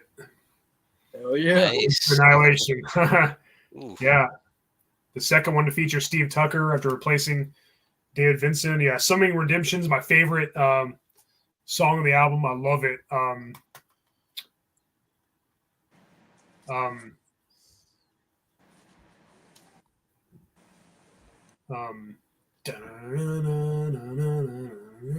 It's so awesome.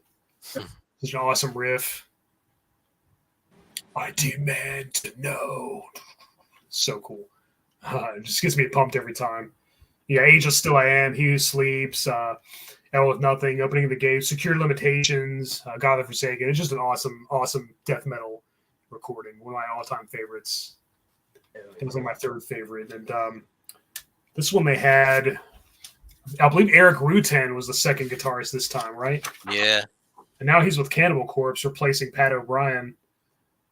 Eric Rutan played secondary guitar. Yeah, his leads and solos, along with Trey Adsiktos, are just immaculate. Pete Sandola's drumming is on point as always, and Steve Tucker's vocals, like I said, well, not quite as unique as David Vincent on the first two albums. Definitely get the job done and are more than adequate. They're definitely a welcome addition to the band, and of course, he's with them now too, of course, and he's definitely a good fit for the band. And I think this is by far his best work with Morbid Angel, for sure. Yeah, I would agree. Hell yeah.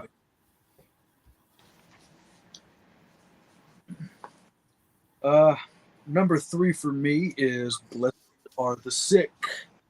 Once again, I do agree. I think this is a very underrated album in the middle of two great freaking matches.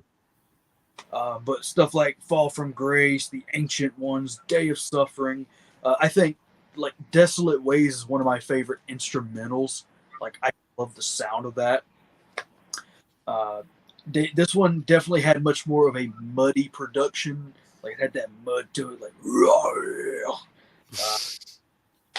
David Vincent is just, once again, a killer vocalist. He's definitely one of, if not tied with, my personal favorite death metal vocalist. So, yeah, a badass album. Definitely.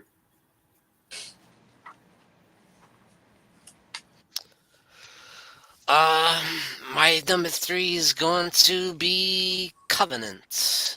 Oh, Really, really solid. Probably the first song I ever heard by them was Rapture, and that's what got me into them, you know. it's on the Night of the Demons 2 soundtrack. Yeah. That and Just Is Mine. I was just like, holy shit, when I heard the intro, you know, it's sick, man. I was like, wow, these guys really take it to another level with the evil and the blasphemy, sacrilege. But yeah, it's a awesome album overall. You know, The Lion's Den, Blood on My Hands, Vengeance is Mine, God of Emptiness. That's a classic. Yes. Bow to me faithfully, bow splendidly. It's pretty cool. They mixed it up a little bit there. Yeah. Confront me, unholy one. Bastard saints. So awesome. Hell yeah.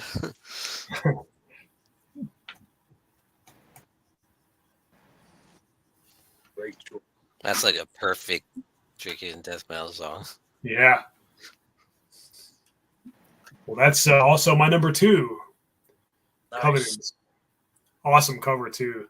Yeah. Great song. Yeah, like I said, a couple of the songs are on the Night of the Demons 2 soundtrack. It's really cool hearing them on there during the dance scene. Because they're very demonic, so it was perfect. Yeah, Rapture and Vengeance is Mine. Yeah, God of Emptiness is a classic. The clean vocal segment makes them very unique. I guess when they play that live with Steve Tucker, he doesn't sing that part, at least not that I've seen on YouTube, which is unfortunate because it'd be cool if he did. Yeah. It's hard to compare to David Vincent for these songs. Yeah, very, very cool album. And I think this is the first one where they were a 3-piece. Richard Brunel left after the first 2. Something about, I don't know, he tried to, I don't know, him and Trey Adsikto had some kind of falling out, but they were a trio on here, and really nothing's missing because it still sounds perfect. Trey Adsikto's leads and solos are on point as well. David Vincent's vocals, he didn't have that raspy hiss that he had in the first 2 albums. His voice sounds a little more generic this time, but it still fits. It's still awesome. It's still perfect for Morbid Angel. It's just a little less unique like it was in the first 2. I guess he wanted to do something different, which I can definitely respect. And, of course, Pete Sandoval's drumming is top-notch as always, too. So, yeah, just a perfect recording. One of my favorite, all-time favorite death metal classics for sure. You know, I had to get the vinyl as well. Badass. One of my favorite albums of all time. Nice to get the Oh yeah. LP. Yeah. Awesome. Hell yeah. And I'm right there with you. My number 2 is also Covenant. Nice.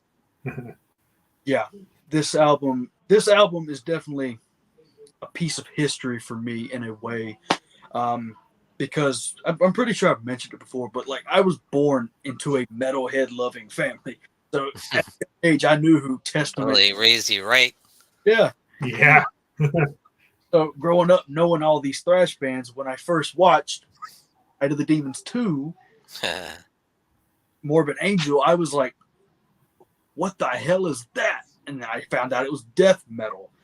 And then that kind of paired with like Ace Ventura and Cannibal Corpse. So it was just, but yeah, this album, so damn good. Rapture, Vengeance is Mine, Lines, and God of Emptiness, which of course Beavis and Butthead parodied so well. Yeah.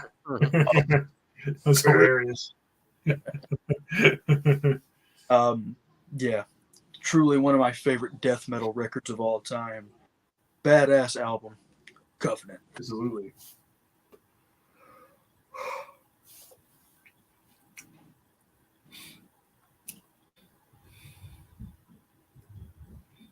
How about you, Sean? What's your second favorite?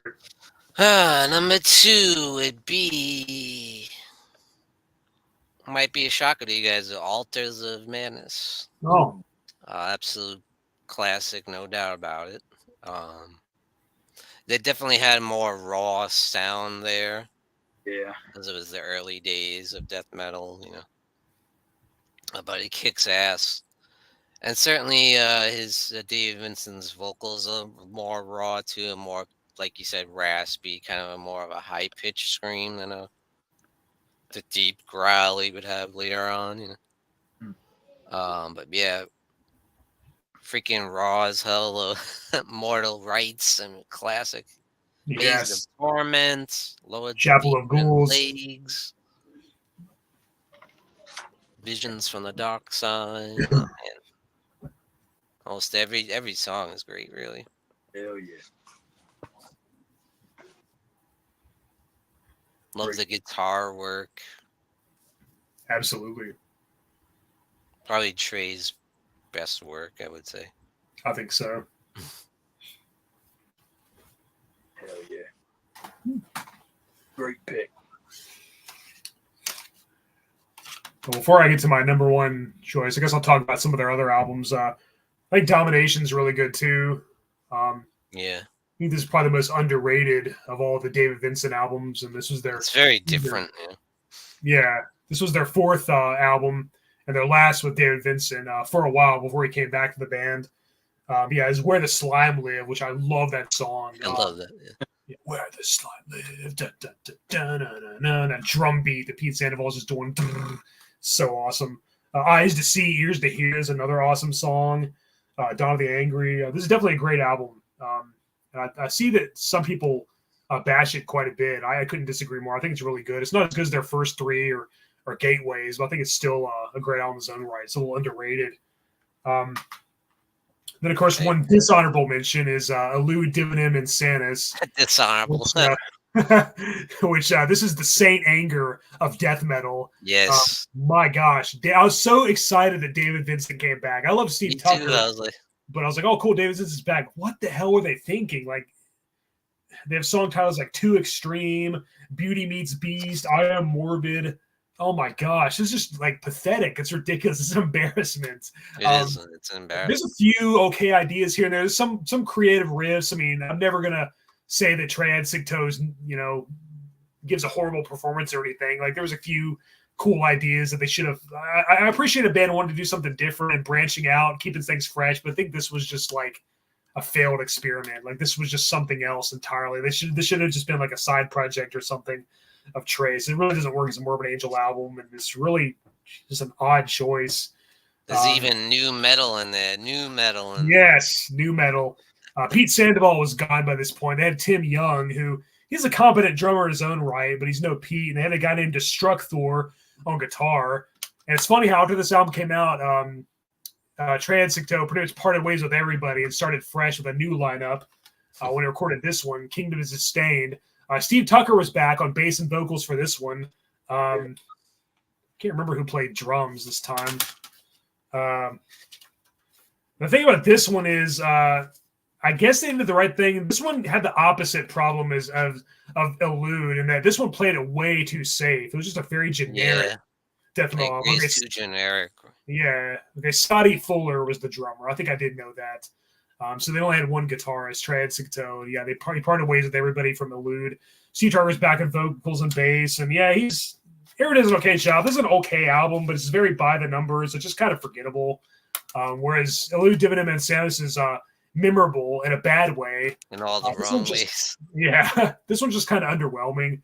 But it's decent. There's a few good songs on it, but it just didn't really blow me away. But it still has its place, and it is a huge improvement over this one, of course, which isn't saying much. But anyway, my number one favorite album, of course, is Altars of Madness. And Trad Sigto and Richard Brunel, their guitar playing was just top notch. This is incredible. Pete Sandoval's drums, Dave Vincent's bass playing, especially his vocals. He had that awesomely unique, raspy hiss on this album, like an Immortal Rice, gather for the sacred right. It's so awesome, so unique, and just so memorable. It's a fantastic album. It's a really hard choice between this and Covenant. I think this one wins out ever so slightly against Covenant. And I did have to get it on vinyl too because it's a death metal masterpiece.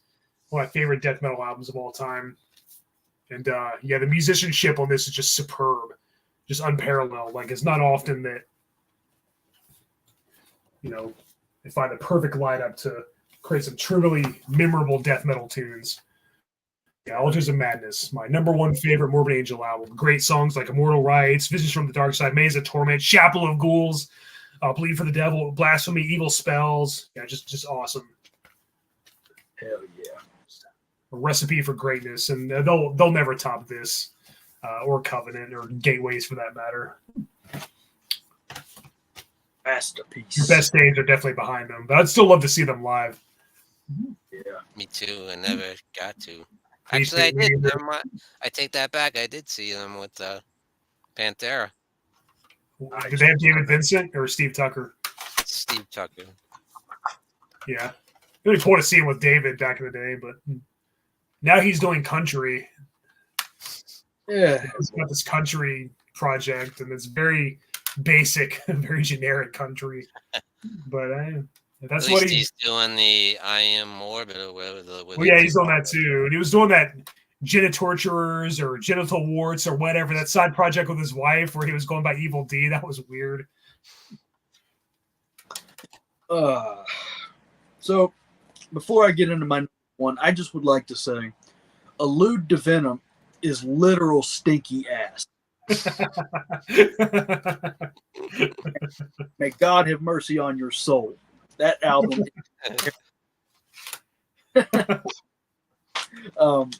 But my number one is Altars of Madness. When I first heard this album, I was like, holy crap. The vocals had such, like you said, that raspy hiss to them. And like I get so hyped when, like in Chapel of Ghouls, when it slows down and then you hear, yes. Oh, Ghouls attack the church. Rush the holy priest. But yeah, Evil Spells, Damnation, Maze of Torment. Yes. Such a memorable riff. So yeah, Altars of Madness, a great album and a band of. I'll be right back. All right. Hell yeah, can't argue with that.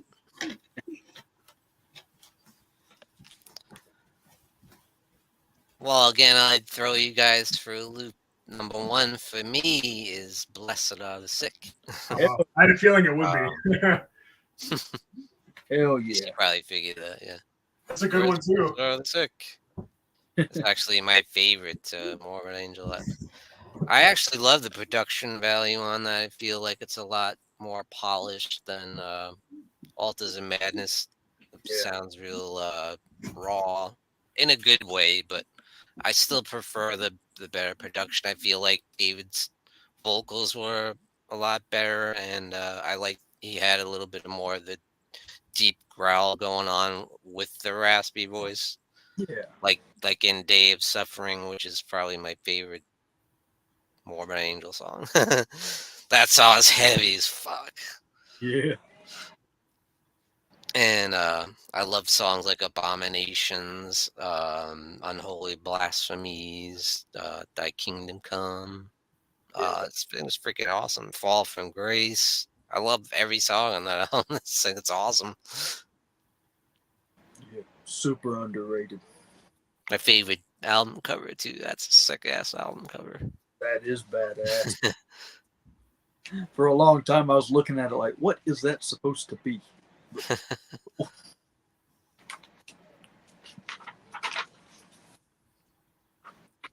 Yeah, it's cool to hear the progression of David Vincent's vocals from that hiss to the yeah. I like the raw stuff too, but I don't know. I just feel like they nailed it on that album. You see that, like you said, the progression. I think it's better, honestly, but that's just my opinion. But on that subject, seeing them on tour with Pantera, that had to be pretty cool. Yeah, it was awesome. That was great. And Phil did his song with them too. Yeah. Day of Suffering. Yeah. Actually, I saw a video of them doing that I was like, Phil's got great death metal vocals too. He does. He hits it. Yeah, it was them and Anthrax. Anthrax with John Bush, so unfortunately. But yeah. The Morbid Angel was the opener. Wow. Yeah, it was a long time ago. Yeah, I would love if Morbid Angel would come with a new album. It's been like since 2017 now. Been a while. Yeah. I hope they can beat the last. I hope they do a better job than the last one. Like try something maybe a little bit different, or Definitely. Yeah. I don't know what the hell is going on with the Allude to Venom. Like literally. Album.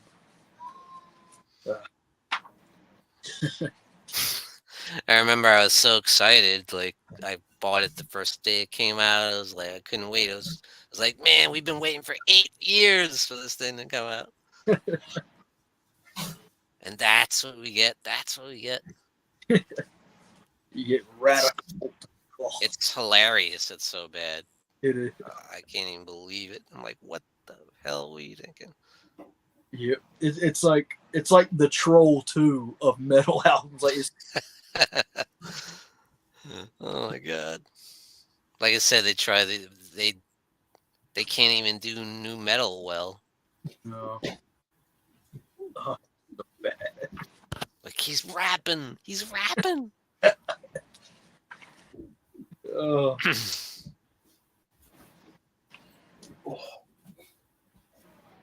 It was weird.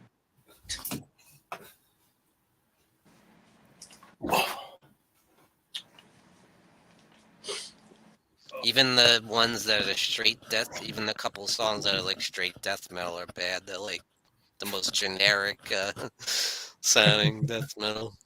We talk about Allude again. Yeah. Yeah. It's just it's laughably bad. Yeah. Oh man. When I first heard it, I thought I was like, "Is this a joke?" I know, right? I couldn't believe what I was hearing. Like they released that Avista Volgor song, and I was like, "Oh my gosh, this is just embarrassing!" Like, oh man, they could. Like, I hope it gets better. No, they're far too talented to do that. I guess Trey wanted to do something experimental. Yeah.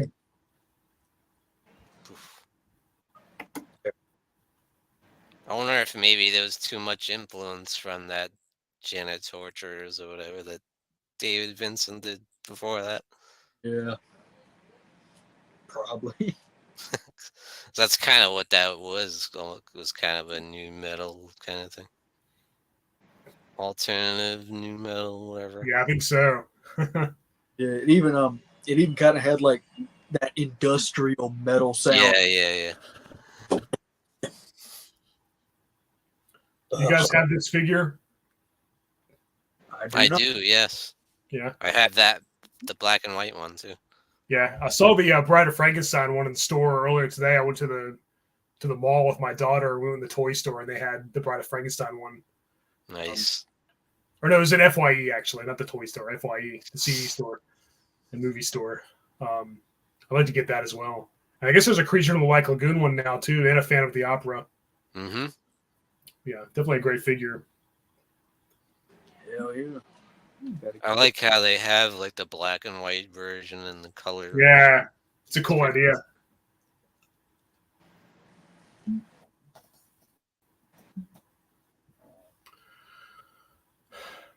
right, guys. Well, that was a great stream. It's fun talking about the Universal Frankenstein movies and Morbid Angel.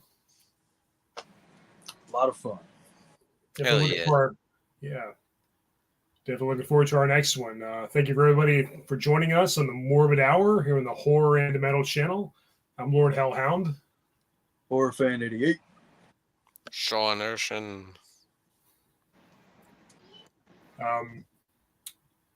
Any closing thoughts before we wrap this up?